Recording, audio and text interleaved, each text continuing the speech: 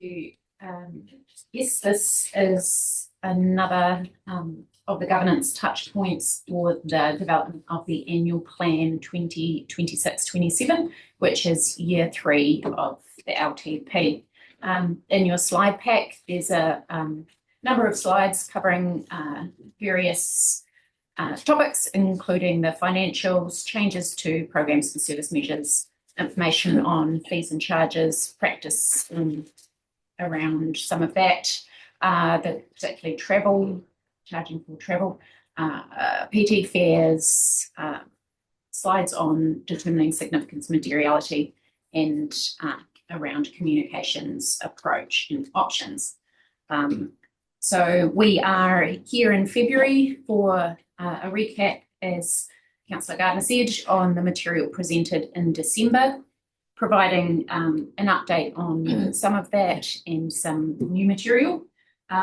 Following this, late February, we have a council meeting and a paper coming to you to formalise the draft position and enable council to direct on any changes and the next steps in the process.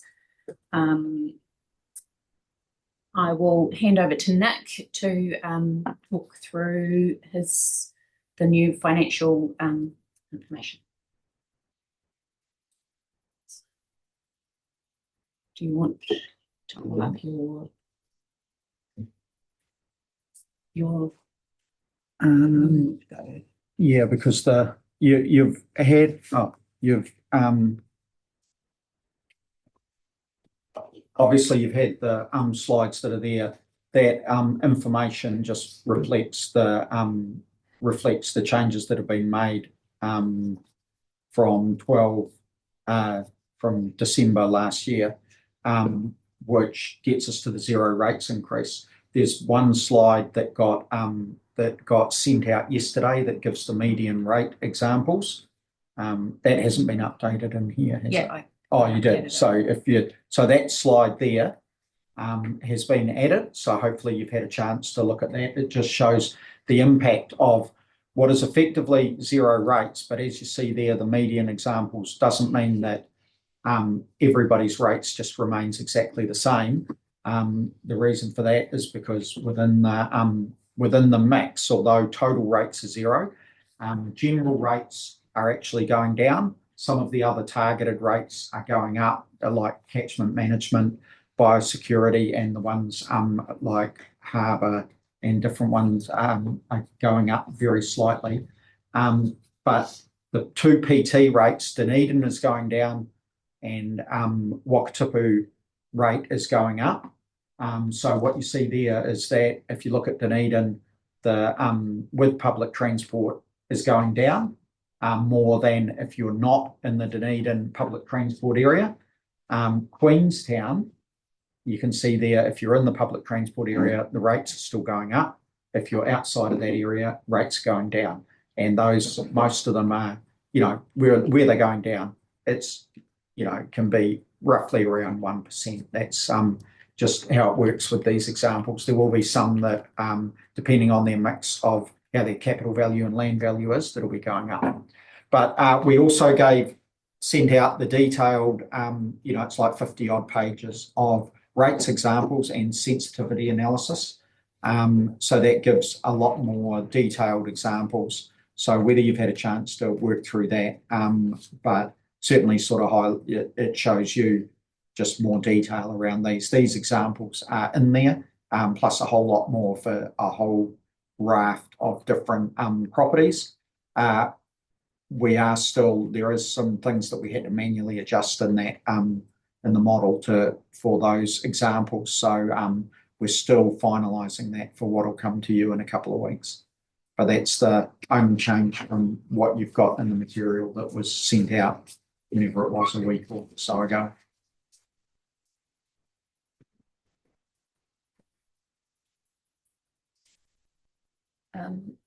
I guess now we will throw to Councillor Gardner we can go through section by section if we want and open questions to questions from councillors through each subject area. If Thank you. I that think helps. just for completeness, if we do that, it doesn't have to be a long drawn out process, but I'm sure we can whip through that relatively quickly. All right.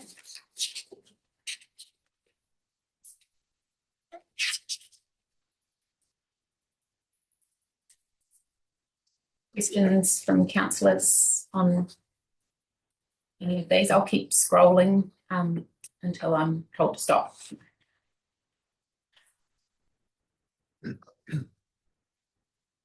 Councillor Somerville.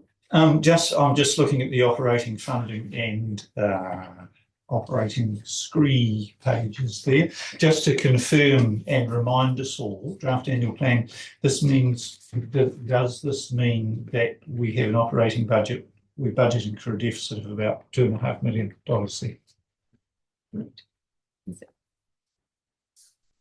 there? Yeah, but that's before the managed fund gain. So the operating surplus that we look at from the point of balancing the budget is the bottom line number.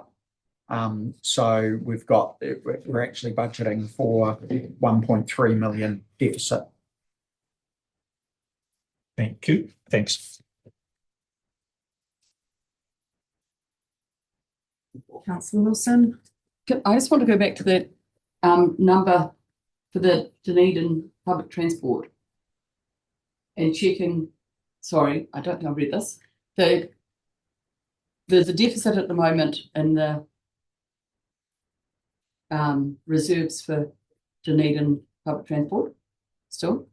We're paying that off over 5 years. Yep. And yet we're going to reduce the rate take here and give them a credit where there's an opportunity to potentially pay that back quicker. Yeah, they are. I'm trying to remember. It's different. So if you remember, Kate, when we made that call, it was the same LTP where we slightly changed the way we calculate rates for PT. So we effectively ring-fenced that deficit reserve and are paying that off. Now we're dealing with the new PT. Yes. So any decisions we make affects only that reserve. Yeah. As a cleaner way of ensuring that prior deficit was paid off by the group that would. Because they're different rate payers. Because the new one going forward has a general rate contribution, whereas the deficit repayment is only being repaid by the targeted rate area. Yeah, but property is not necessarily people as they change. But that's fine. Yeah. Councillor Noon. Thanks, Madam Chair. Just while on the slide, the increase in rate for Queenstown with the public transport rate directly relates to, this is a question or comment, does it directly relate to the new service or our share of the new service along Mulligan's Road through to Arthur's Point? Does? Yes. Thank you.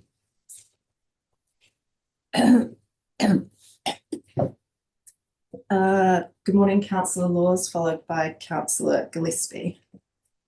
Two quick questions. Just following on from Councillor Somerville, the deficit, can you just clarify for me again, sorry, the deficit after the $2 million goes in from the reserve fund for the significant environment fund or whatever we're calling it, there will still be a deficit or not?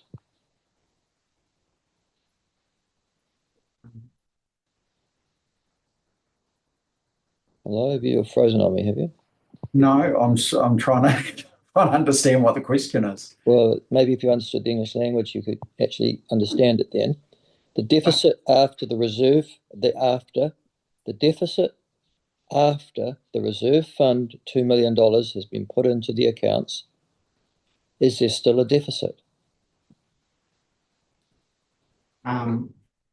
Well, that deficit, I'd have to have a look at what makes up that deficit. I don't know if did I provide a slide on the previous one on the deficit? I thought I did. Oh, surplus, surplus deficit. Yep. So slide 11 has more analysis of the surplus deficit. It is showing the surplus, the 2.5, because obviously off that comes the other gains and losses, which creates surplus. But if you look there, that shows the activities where the deficit comes from. So part of the deficit is you've got the $2 million in the biodiversity area, which is where we're reserve funding the large scale environment fund. But offsetting that is one of the key things that's offsetting it is those Dunedin and Queenstown PT. That's where we're actually we're getting surplus to repay the historic deficits.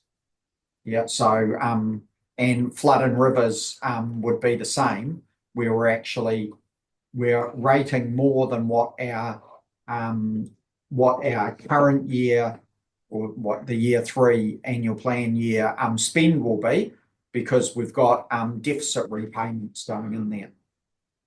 So there's a lot of moving parts in there. It's not just the large scale environment fund that's part of that deficit.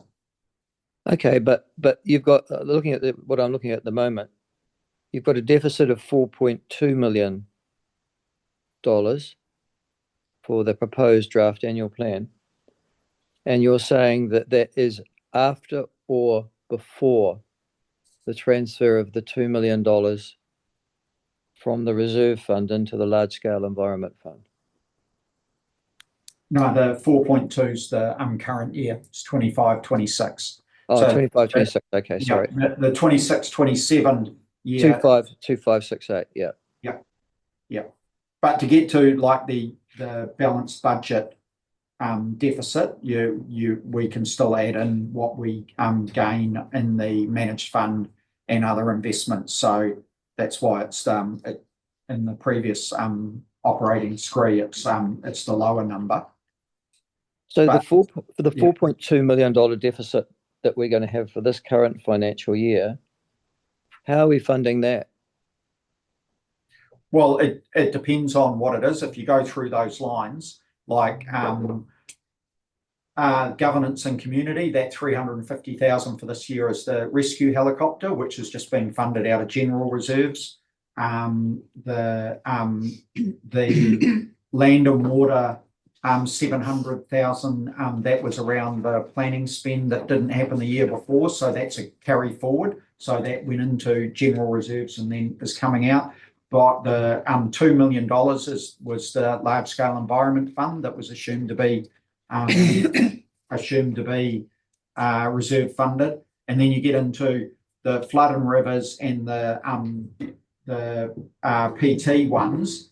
Effectively, that's those reserves always operate using their you use the reserves and go into deficit to fund, so that we're smoothing the rates in those activities.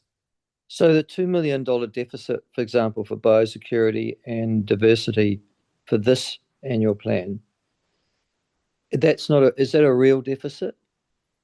That's the reserve funding of the large scale environment fund. It was assumed to be reserve funded in this year's annual plan, and then the spend is forecast not to occur this year. So we've just moved the reserve funding to say that $2 million will actually now be reserve funded next year, not this year. Sorry, I'm just trying to get this again. So we didn't lose $2 million in the biodiversity, biosecurity for 25-26 year? No, because we're not going to get out any of those grants because the process isn't commenced. So that $2 million this year won't be spent. Okay, so the real deficit for the council is $2.2 million for this current financial year. That's the budgeted deficit. It will be less than that, which you'll start to see in our Q2 financial results, which will be at the end of February council meeting. Okay, and so next year, when we put the $2 million from the reserve fund into the budget for the 26-27 year, it'll be essentially a balanced budget or $500,000 deficit looking at these figures. Is that right? An operational deficit. So subject to us giving out that 2 million, it will be we're budgeting for a $2.5 million deficit, noting that some of that is underspends from this year, and that's in a different slide. That's the planning funding that we haven't spent, and there's a list of things that will come up. But we are budgeting for, if we gave out that whole 2 million, a $2.5 million deficit next year. Thank you. The second issue is to do with the Queenstown rise in rates, which is linked to, have I just heard you say, increased transport services in the Queenstown transport area? That's why the rates are going up. Could you remind me again, please, the Queenstown transport area is Queenstown and Arrowtown? It doesn't include Wanaka? Yeah, there's a defined mapped area, which is largely, that Wakatipu Basin area goes over into Arrowtown, but it picks up Jacks Point, Henley Gippsland Farm, Valley. an hour in there, but and it goes down about as probably as far as about Fern Hill and Sunshine Bay. So it would stop at, say, I don't know, the Crown Range, the start of the Crown Range before you go over, would it, roughly? Yeah, it's not properties. Yeah, properties down once you hit the Crown Range Road, all through Gippsland, they're not included. Okay, thank you. Councillor Gillespie. The questions I was going to ask have been pretty well picked up in that conversation just then, but is just looking at the deficit is another way of looking at it, saying that's effectively what we're not funding from rates. Is that a simple explanation of the deficit? Yeah, exactly. Either we're not funding it from any operating revenue like rates or grants or fees and charges. We're just, we haven't got enough operating funding from those mechanisms, and we're using reserves. Because I guess the thing for me, if I had a budget that was showing me a deficit, that means I'd be going into overdraft, but this is being funded from another source, which is the difference. Yeah, some of them, in the case of some of those, like the flood and rivers areas and public transport, they do go into deficit. Yeah. But we plan for that to have the spend occurring with a repayment period, and then what you see in some of these future years is you're seeing the repayment looks as then creating effectively surplus in those areas. Gotcha, thank you. Councillor Hollier, good morning, and then followed by Councillor Calvert. Thank you. Good morning. So I had similar questions to what Michael was touching on, so thank you for addressing those. Can you just clarify on the Dunedin transport? Sorry, Kate asked that question, but I didn't quite get my head around it. The time frame for paying off the Dunedin passenger transport, could it be paid off quicker if that surplus, so the forecast surplus for 26-27 is 2.1 million on transport, if that was increased because the rate applied to Dunedin properties with passenger transport applied to it increase or did not drop as much as is shown, could that surplus be paid off more quickly, or are we tied to some repayment scheme? So they're separate issues, Matt. So the decision made in the last long-term plan was to ring fence that deficit to the previous rating group, and that is a different group to what is rated now for Dunedin public transport, because a decision made to change the way we fund public transport. So the surplus we see in our operating budget now can't be applied to that previous deficit. Not under the model the council agreed to. There would need to be a separate decision to increase the amount we rate that previous group to pay off that deficit faster, and that's something that you could do through a long-term plan. I wouldn't recommend it through this annual plan process. Okay, thanks for that clarification. And I understand the costings with regards to PT, but yeah, it is a bit brutal when the only line on an otherwise reducing rates bill is for an increase in the Queenstown area. That's clearly unfortunate from an overall region point of view. So I was just wondering if there's a way that could have been balanced out a bit. But thank you. Councillor Calvert, followed by Councillor Wilson.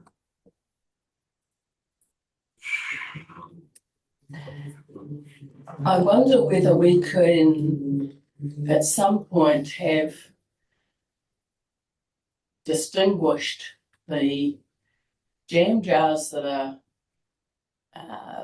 targeted rates, if you like, which sort of something like half the rates, I don't know what proportion, but let's say half the rates are from jam jars, and those jam jars are, flood control or PT or they're whatever they are, and they might sort of over 20 years or something be in deficit some of the time and in credit others of the time, and just sort of because it's smoothed to produce those flood things and whatever it is. So that's sort of just something in the background that happens so long as it generally over a period is covering itself by the rate. So that's one sort of thing that's happening in our finances. And separately, there's the operational things that aren't targeted rates, which do make a different sort of difference. So in response to Councillor Gillespie's comment, the ones that are not targeted rates are actually money that, if we're not borrowing, it's just because we've got some money. If there's a deficit in a general sense. So I'm wondering whether we can find any way of doing any reporting that teases out the jam jar system, so as we can have a look and see what's going on with the jam jars. And separately, if we run a deficit that isn't part of the jam jars, then it's real money that we haven't got income for. You're smiling, Nick. Are you understanding what I'm saying there? Yeah, I am. And in a couple of weeks at council, we've got the quarterly report coming, and there's a reserves report that'll show all the various reserves. I'm now thinking I should rename it the Jam Jars report. That's why I was smiling. But so there's the reserves report we've got coming. That's for the actual around this, something like that surplus deficit slide that we've got. We can easily just sort of highlight where those surplus deficits go to, because if you look at it when you look at that slide, the top half of that slide is all general reserve. They're all general rate funded largely, or well, there are some like the biosecurity, biodiversity have the catchment management rate, but a lot of it, it's probably quite easy to just point out what reserve those come in and out of. It just so happens biodiversity would usually be catchment management rate, which it's got a targeted rate, so it has a reserve. But it just so happens we're funding the large scale environment fund out of the general reserve. So we could probably do a little bit more analysis just to show where those reserves, where those surpluses end up. But you will see that in the quarterly report coming up. You'll see the breakdown of every reserve and what's the surplus going in and out of that. So you'll see exactly where all of those reserves are at the end of December. Yep. Yeah, so thanks for that, Nick. That is helpful. So that will tell us that the word reserve, and why I say jam jars is that we understand what a jam jar looks like, that you're putting things in and out and over a period. But the word reserve gives the impression that it's money we've got that we can spend. And what it is that we've spent more. If we take money out of a reserve in a general sense, my understanding is that we've spent more than we've got coming in. So that's not as clear when it just says, oh, it's coming out of reserves. Gives the sort of feeling that it isn't. So I just sort of would like some way of making it clearer that that is not a balanced budget if we have taken money out of something that belongs to the ratepayers, which of course is everything we've got control of. Yeah, which is why we still show it as a deficit, so it's not balanced. The thing is, we have to, from an accounting point of view, the reserves, that's what they're defined in the balance sheet and we have to call them reserves. The reality is we treat them more as, if you like a current account, like a revolving credit that you can have in funds and go into overdraft. So we're running the surplus and deficit like it's really just a current account. When you say reserve, people will think, oh, well, if it's reserves, you've got funds. Doesn't necessarily mean that. Thank you. Councillor Wilson. There's a season for making relish apparently into our gem jars, and if one looks at slide 13, I think, am I correct in saying that the ingredients for our various jam jars are noted there for targeted rates, but our general rates are not apportioned to the jam jars in the same way? And in answer to Matt Hollier's question, isn't it, because we don't show how the general rate is made up, we don't see that 20% of the public transport for Wakatipu is actually already in a general rate as well, and they're paying and being paid for as an increase, because it looks like there's just a decrease where actually some are up and some are down. And just taking that matter further, whether we're better to put the apportionments in on the targeted rates so that we can see that some of them are generally rated as well. Like public transport, 80%, I think, specific, whereas your lower float might be, oh no, I think it's 60, isn't it? 60, 10, there's so many different proportions, but it would make it clearer. We could do, but we do have that general rate broken down by activity like that, and we could switch it around the other way to just do it by activity, and then show general and target, so effectively show the total rate movement. But I don't want to make more work, but I think the way we're presenting this is we forget, it's very easy to forget that there's other parts of those apportioned to the Wakatipu, and for the very reason that Matt made that point, that 20%, whatever the percentage is, I may have it wrong, is coming from general rates. Is that correct? Is that on a different slide? No, it's not. Jasmine was just pointing out there is more breakdown.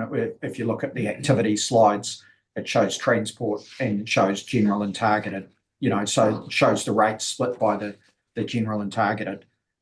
So it is there, but I think, what you're saying is sort of this rates by activity summary could just show total rates, and that way, you'd, or we show it with, a column, general and targeted, so that you can see what's happening in that general rates. I mean, we could do something more with this. It would just increase the amount of that's on the slide. It'd probably become 2 pages rather than 1.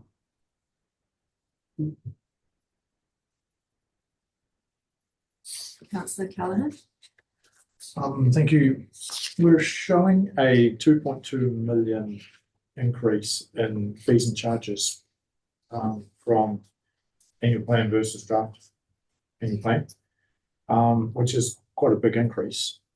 Is that's obviously a forecast, because we don't know what will be, how much activity we will get. So we're assuming that to a level of extent. Yeah, which slide are you? Because I think 2.3 is operating scree, is it? Yeah, if you go back one slide to operating funding, you can see that broken down into fees and charges and bus fares, because fees and charges includes both of those. So, that 1.4 or 1.5 million of that is bus fares. The other 780 is fees and charges, is other fees and charges. So again, the bus fares will be an estimate, a guesstimate of what because we can't forecast what patronage is going to be. Yeah, we've transport went through. Sorry, Matt, can you just transport has been through and estimated what they think that'll be based on the new fare structure and based on the service increases. We did highlight in one of the further slides, just around the risk. So, there is the risk that if we don't get that fare revenue increase, effectively, then well, it impacts us 49% because it'll impact NZTA as well. But yeah, there are the fare increases that are in there, estimates, and hopefully, that's going to be correct, but there's no guarantee that's what it will come out at.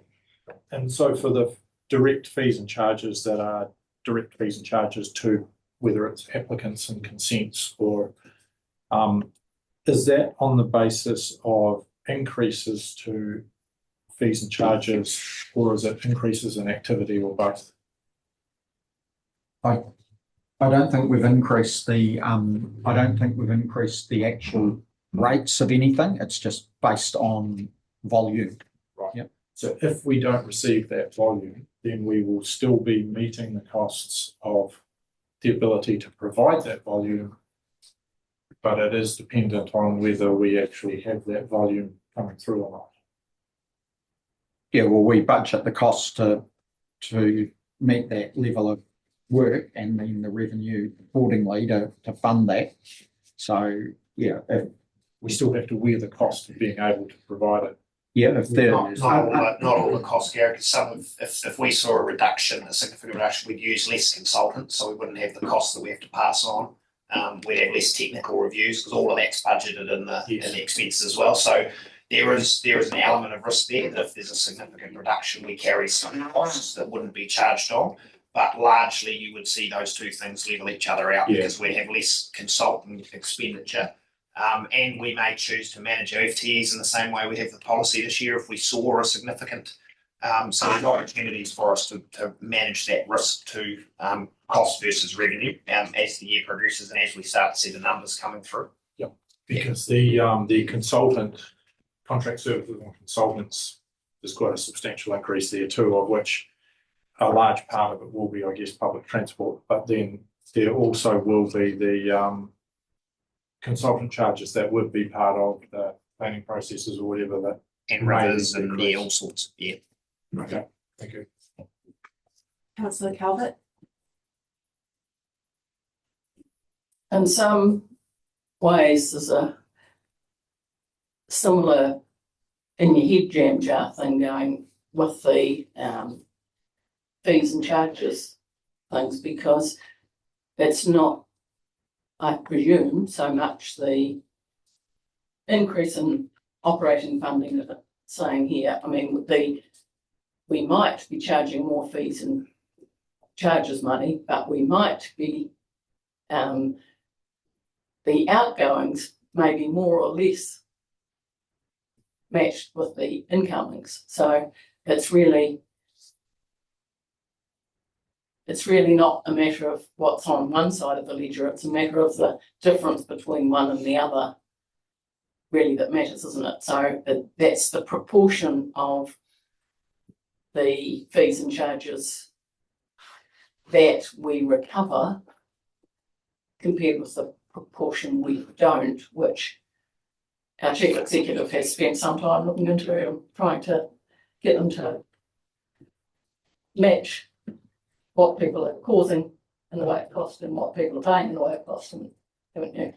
But it's not sort of a raw figure, is it? It's the difference between incoming and outcoming, and what we can do to respond to that. It isn't just what more we might be charging. That might be more or less reasonable,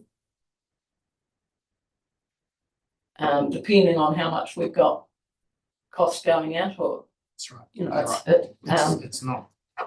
We have to look at the revenue versus expenditure. You don't look at one, but we have to present both because it just shows you how the overall, how we fund the whole thing overall. But you're right, at the end of the day, how do the two balance against each other?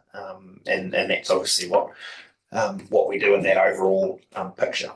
Yeah, and that balancing, in some respects, if that's a separate thing that we can understand, because we will be responsible for agreeing to funding the difference between what people cost and what comes in and what we think is reasonable. So, for example, if we answer phone calls and things and help people understand whether they need a resource consent or whatever that is. All the costs of that stuff is borne by our organisation, as it should, because that's what being regulatory authority is all about.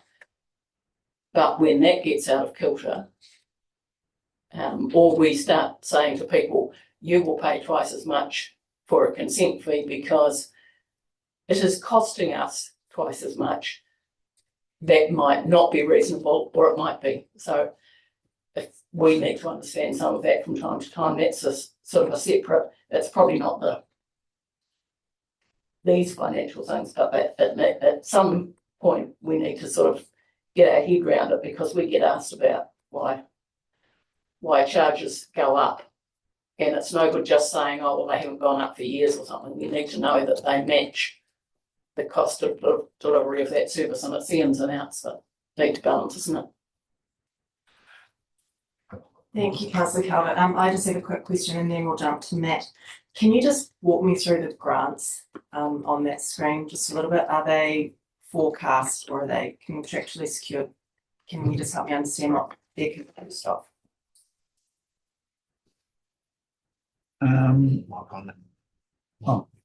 There'll be a mix in there. The majority of it will be NZTA, for public transport, and effectively, what will be reflected in there will be the amounts that have already been agreed, or there's a fair level of certainty, because when we did the LTP, we had things in there that we were yet to agree with NZTA. Subsequently, they didn't fund some things and those got taken out. So those should all be fairly good. There will be other things where we get other grants through other areas, particularly in the environment space. Most of those will be already, contractually agreed, like for things like wallabies and different things. The most significant are the NZTA operating grants, which are confirmed through the RLTP, so we have a high degree of confidence. We've got reasonably significant grants in wildings and wallabies, which are just passed through from MPI, and we're confident, have a high level of confidence in those. The only ones that are flagged in the report that will come to you at the end of February, where there is an element of risk that we're still reasonably comfortable, is about $1 million from MFE for LiDAR, or there's a balance of $1 million in the LiDAR program that we're still to confirm, but we're confident we'll get. And the total mobility question, which you've had a paper on previously, is still outstanding in terms of what the final level of subsidy or grant from NZTA will be. But there is a lot of work happening at a national level to sort of solve that problem. So I think there's potentially in the order of $1 million each in those two, but we still have a reasonable degree of confidence. The rest of it, I would have a high degree of confidence that that's already secured. Cool, thank you. Councillor Hollier. Thank you. Nick, you said at our next council meeting we're going to get updated financial reports. Is it also possible when they're provided to get a report that shows the original budget for the 3-year long-term plan as well as an updated forecast, so we can sort of see a comparison on how we're tracking versus what the original LTP said it was going to be?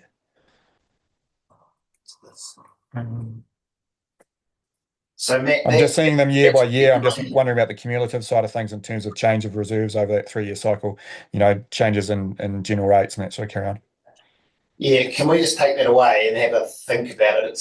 Because what we effectively do through the annual plan process is allow you to compare what the 3-year budget that was set through that long-term plan year on year, and then make adjustments and sort of monitor cumulative over time.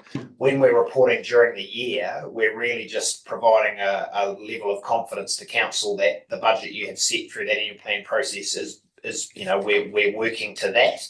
So it's the long-term plan, I guess, monitoring and comparison comes through this process. So today, and then the report you'll get at the end of February on the annual plan. But let me just have a chat to Nick offline around if there's anything we can do that would sort of add value to that quarterly financial reporting in this space. Yeah, cool. I mean, I'm just looking at that operating funding slide that's up there now, and it's, you've got LTP 3, 26, 27. If it was that's third year of the LTP, right? So what if there was a cumulative figure just for that column versus, and it's an updated forecast versus the original budget, would just give me a good sense of how we're tracking on the usage of funds and the collection of funds. I'll have a check tonight. Yeah, so you go. Okay, thank you. Anyone else with any questions? Alan, sorry. Yeah, thank you. Look, it's a fairly detailed question. I'd just like to get this up for consideration. I'm aware, or I understand that in the current financial year, we've budgeted for some Dunedin transport safety improvements, and not all that work has been done. But there is funds spent for that purpose. I'd just like to be sure that funds will be available in year 3, so that work can be undertaken in year 3. I think I've got that understanding right. Yeah, at this point, that work is budgeted in this year, and so it hasn't been, because it wasn't identified as we've been going through this process. It hasn't been flagged as not happening this year and then added into next year. There's no reason why we couldn't, if we think that the work will occur, and it's just a timing difference, that we couldn't add the cost into, or either the full cost or some of the cost into next year. And obviously the funding won't have been spent this year, so it wouldn't have an impact on the rates for next year, because effectively we'd just be moving the cost and the funding that's already been allocated over. But we'd have to just, I don't know a huge amount about what the plan is for that. That underspend has been identified, will be coming up in the quarterly report that's coming in a couple of weeks' time. So we can have the discussion there around what we do with that, whether potentially it gets pushed forward and we can amend this. But amending it, if that's just the case, that it's underspend, move the spend and the funding, it wouldn't have an impact on the funding of year 3. Thank you. Good. Anyone else with any questions? Anyone online? Just, well, because we've got all right, we've got a quarter of an hour left on the schedule for this one now. We can have an overspend of time too, Richard. I'm just wondering if we do need to have a conversation about the staff travel sort of charging piece, if we jump to that. So this is an issue that's been raised previously by Kate. Joe's gone away with the team and done some work on it, but there is some direction required, not a decision. We'll pick it up future, but just this is the right. We said we'd come back through this process at this time, just to have a conversation about how we currently charge staff who travel around the region, mainly in the compliance space. So I think if we can just make sure we have this conversation now, so we can pick this up in the final draft annual plan. Kate, I don't know if you want to just sort of introduce the issue from us. So we've got several offices in Otago with some expertise being sold into Dunedin, and we currently charge a fee for the work, but also mileage. And I compare that to the DCC where they do building consents, and it's the same fee wherever you go in Dunedin. The difference is that you don't get charged mileage in Middlemarch, but you get a limited days that service is available, which equates it. And it's if we don't have services available everywhere, I think it should. The basics of this is we are Otago equal, and just because our staff may not be based in Alex, why should people in Central get penalised a charge for not being? Now, I personally rather see the whole charge be neutral and even right across the whole basis. The time can be variable, that's absolutely understandable. But this is a better and fairer way of us billing and charging than where someone just happens to be using a service in Central Otago, but the people served they can do that their own internet than getting paid mileage. I just think it's much more equitable and sees us as an Otago centric rather than Dunedin centric service.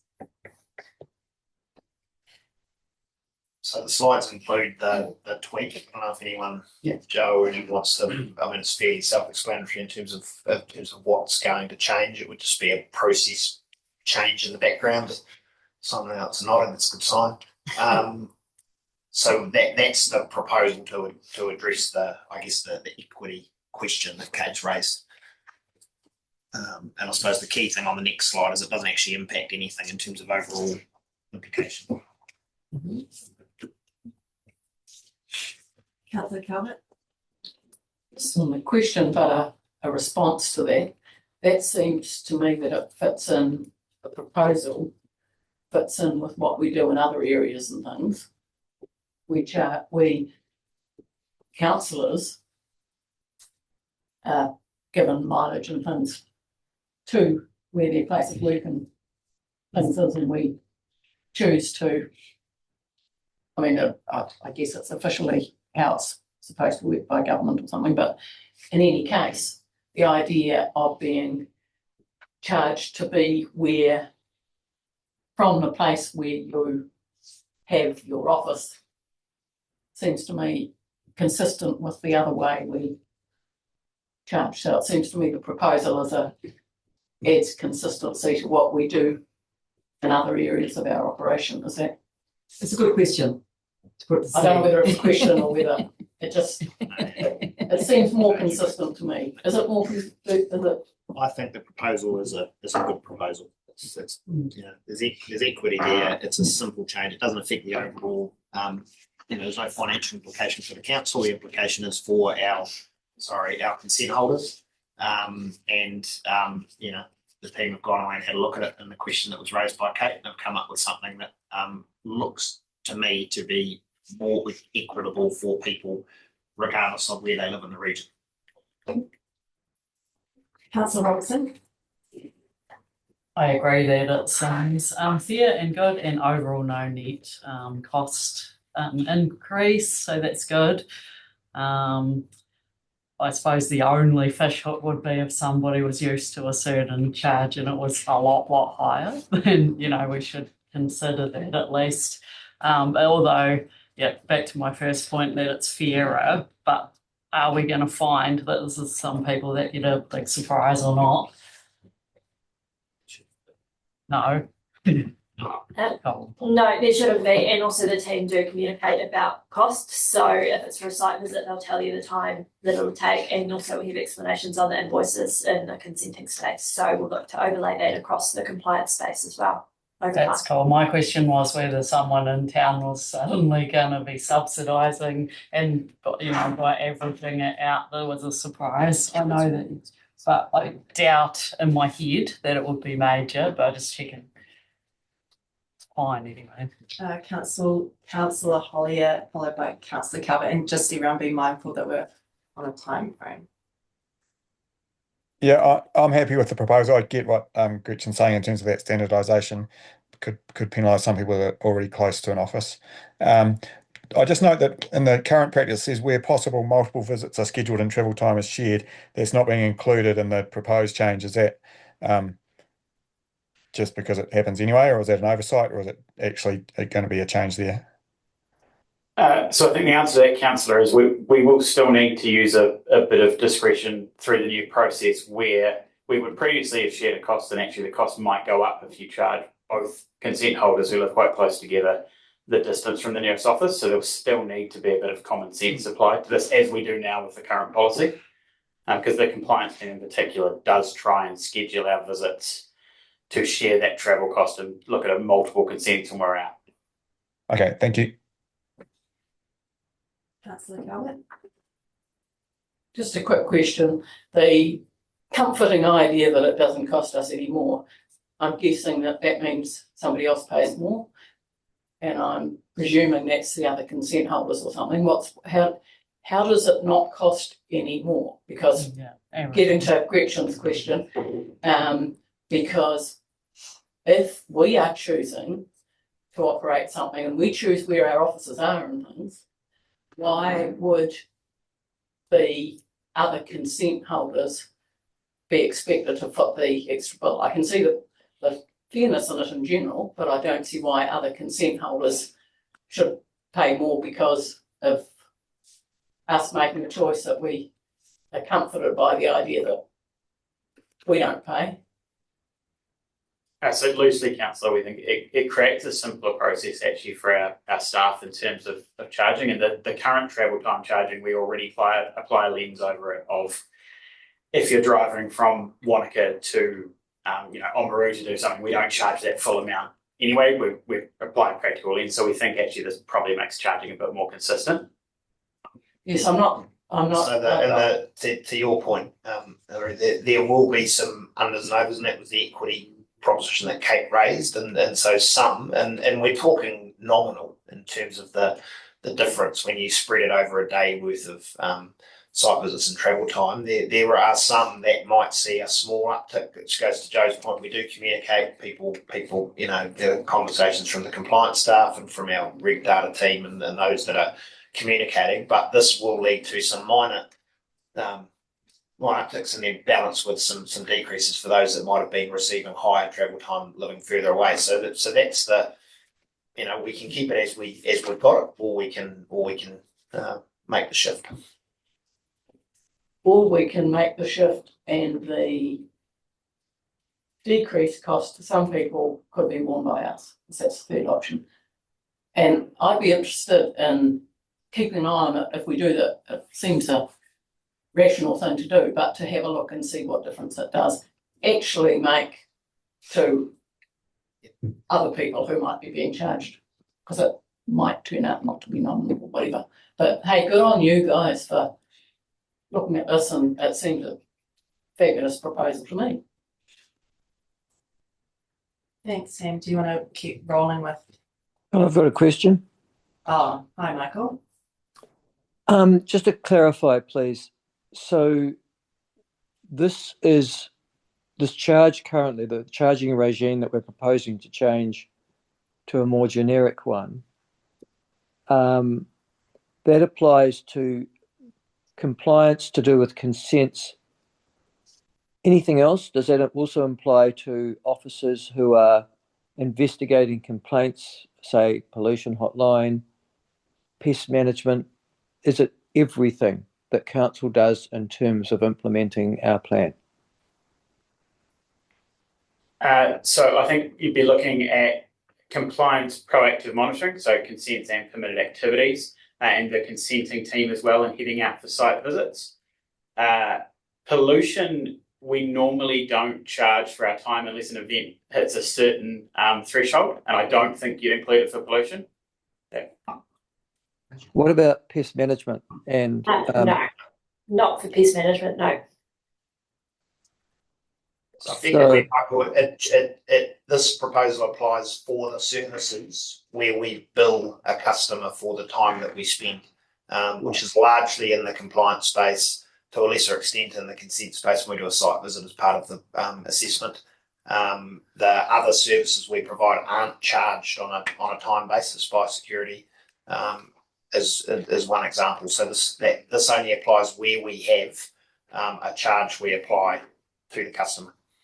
Okay, so if we gave Cardrona as an issue, for example, this policy change won't make any difference as to whether or not we're monitoring Broome and Gorse proactively or responding to complaints in Cardrona or not? No. Thank you.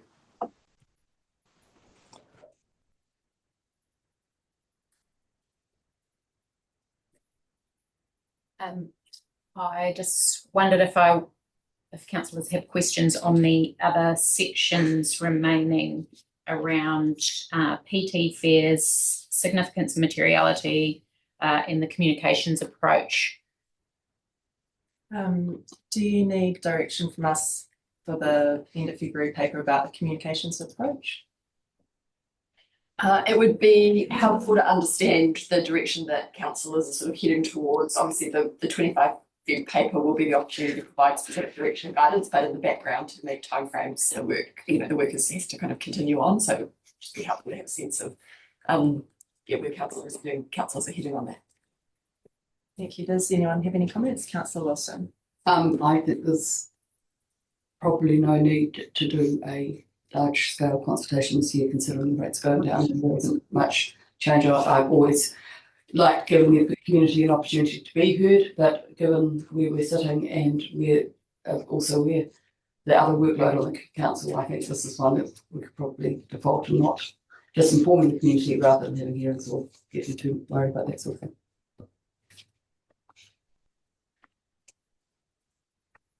Councillor Noon. I agree with everything that Kate's just said. Councillor Hollier. Thank you. I'm just conscious of the communication that may well go out around acknowledging a 0% or reduction in rates. Whereas in the Queenstown area, that's not going to be the case with a 3.5% increase. So I just ask that there's some sensitivity and some common sense that goes into how and widely communicated this the change in rates are going to be, because it will look a bit foolish for those of us reading articles or comprehending stuff and paying rates in the Wakatipu. Yeah, thanks, Councillor Hollier. Definitely take that on board, and the team have already started. The messaging has already been developed to acknowledge that, because we've got to be sensitive to the different audiences for the comms. Thank you. Councillor Callaghan. I'm in the middle with this one. I think when you look at the reach and the cost versus, so I'm not really with the lowest one, not really with the upper one. But for 18 grand to reach 400,000 and what it's covering, I think it's getting a far better spread.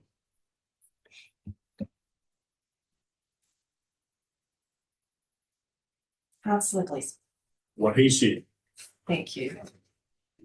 But I think, and my logic for it is that the incremental, the $21,000, I think will come, because when the news gets out there, there's actually, the rate taker is not going up. Yes, there's some unders and overs. I think people will be alert to that pretty quick, and there'll be some feedback, and we might find out so that there's some more work, some extra communication may come out of that, or engagement. But I think it's a good approach. The question about what I want to get my head around is that, are we proposing to consult or just inform? I think that's what Kate was getting at, and what Andrew supported. I think what you're saying is inform, and I don't disagree. I think it's the case that if you open it up for consultation, you're probably going to make a simple, straightforward process more complex than it probably needs to be. Thanks, Councillor Blissfield. So what we've heard from the December workshop and again today is that councillors do not want to formally consult, as we've done in previous years, on the annual plan, which would be putting it out to the public, having it open for a month with online feedback, and then bringing all that feedback back to the table and having submitters come and present, and then council sort of deliberate and make decisions. What we're hearing is you want to just inform the community of where you've got to through various communications channels, but not actually have that interactive engagement with the community on it. Perhaps we don't need to, other than we don't want to. Yeah, and I think, and then the reality is that that'll be subject to whatever happens between now and when we make that final decision. Like, something might happen between now and the final decision about consultation that could change that, and I don't know what. So we'll be looking, so the paper coming on the 25th of February, we'll be looking to sort of formally sign that off. If there was a change in the next 10 days, there would be some logistical challenges to get it all ready. I realise I said that, so that's why that's why we're sort of testing it as we go along the way, because it's just all that lead time and prep time. Councillor Somerville. Thanks. He's happy with where that discussion's going. I was just going to note in the draft key messages, and maybe that would always be there to point out the vital work that the LRC does. Councillor Wilson. I just want to make sure that we don't overhype the zero, partly because of the issues you've talked about already. Also valuations, and I'm not quite sure how the revaluations work in this year. I don't know if anyone has had any revaluations, because that always shocks people. Especially if they've done house alterations, or put on the pivot that's more obvious. The other part of that is, I just think that we have had substantial rates rises in the past, and I don't want to nullify that. So yeah, very conscious of that, and we've had this conversation the last few years, that the challenge in communicating regional rates, which are which do have some quite significant differences depending on how the targeted rates land. So we are always asked for that number because that's what the media love to report on. So that's obviously where we provide that, and that's the average of 0. But we are very conscious to always put in the unders and overs, and also the tool you would have seen in here that will run again this year. We promote quite heavily, which is the rates calculator piece, so people can get a view for their specific property. So there's no guesswork, and those messages will keep coming through. It's quite interesting. Even those areas with huge development can actually have reduced rates because there's more houses to share it on, if we remember to capture all of the subdivisions. So if no one has any other questions, we can thank our team for the substantial task of achieving what we asked you all to achieve, and we look forward to moving into the LTP phase. Next. Thank you.